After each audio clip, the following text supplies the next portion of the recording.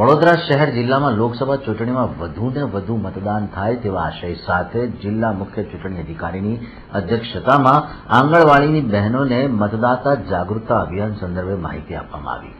વડોદરા શહેર જિલ્લામાં મતદાનની ઓછી ટકાવારીની સાથે મહિલા મતદારોનું પણ પ્રમાણ ઓછું હોય છે, ત્યારે આગામી લોકસભા ચૂંટણીમાં વધુને વધુ મતદાન થાય તે માટે મતદાતા જાગૃતિ અભિયાન અંતર્ગત જિલ્લા મુખ્ય ચૂંટણી અધિકારી ડોક્ટર વિનોદ રાવ, સ્વીપના અધ્યક્ષ કેડી લાખાણી અને ડેપ્યુટી મ્યુનિસિપલ કમિશનર કેસી મેણાતની ઉપસ્થિતિમાં સયાજીનગર ગૃહ ખાતે શહેર જિલ્લામાં આંગણવાડીમાં ફરજ બજાવતી મહિલાઓને મતદાન સંદર્ભે સંકલ્પ લેવડાવી મતદાર જાગૃતિ અભિયાન સંદર્ભે મતદારોને જાગૃત કરવાની હાકલ કરવામાં આવી। સખી મંડળના બહેનોના માધ્યમથી ગામે ગામ અવેરનેસ કેમ્પેઇન ઉપાડવામાં આવે અને મતદાર જાગૃતિ અભિયાન અને મતદાનના દિવસે વધારામાં વધારે લોકો મોબિલાઇઝ થઈને મતદાન મથક સુધી આવીને મતદાન કરવાના એક અભિગમ અમે આ એક ફોકસ્ડ અને ટાર્ગેટેડ એપ્રોચના ભાગરૂપે ફિમેલ વોટિંગ પર્સન્ટેજ વધારવાના એક સ્પેસિફિક હેતુથી આજે લગભગ 1,500 જેટલા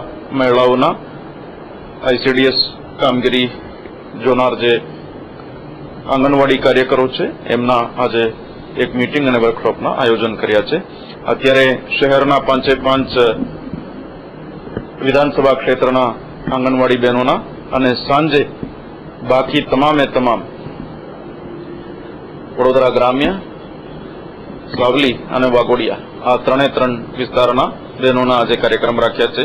આવતા દિવસે અમે પુરવઠાના તંત્રના તમામે તમામ પુરવઠાના દુકાનદારો, રેશન શોપ ઓનર્સના સાથે સાથે કેરોસીનના ડીલરો, પેટ્રોલ પંપના ડીલરો, તમામે તમામ પુરવઠા સાથે સંકળાયેલા તંત્રના એક વર્કશોપ આવતીકાલે રાખ્યા છે।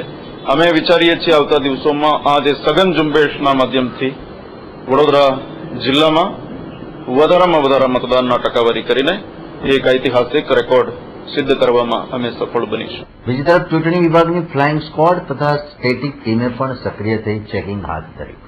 ચૂંટણીમાં નાણાંની ગેરકાયદે હેરાફેરી તથા દારૂના દૂષણને ડામવા ચેકિંગ હાથ ધરવામાં આવ્યું છે। રાજમેન રોડ પર ફ્લાઇંગ સ્ક્વોડ અને સ્ટેટિક ટીમે ચેકિંગ કરી। મતદારોને લોભાવણી તરીકે કોઈ વેચણી થતી હોય, દારૂ પૈસાની વેચણી તો નથી થતી ને એનું સતત અમે વિડીયો રેકોર્ડિંગ સાથે ચેકિંગ કરીએ છીએ। હાલ અત્યારે અહીંયા એસએસટીની ટીમ છે, એના ઉપર અમે મોનિટરિંગ કરી અને વાહનોની ચેકિંગની કામગીરી ચાલે છે। લોકો તરફથી લોકો આમાં વાહન ચેકિંગમાં અત્યારે તો ચૂંટણી માહોલ છે એટલે લોકો પણ એવું સમજે છે કે આ ચૂંટણીમાં ચેકિંગ ચાલે છે અને લોકોને પણ એવું છે કે આવું જે બિન કાયદેસર જે થતું હોય એ ના થવું જોઈએ એવો પ્રતિભાવ લોકો આપે છે।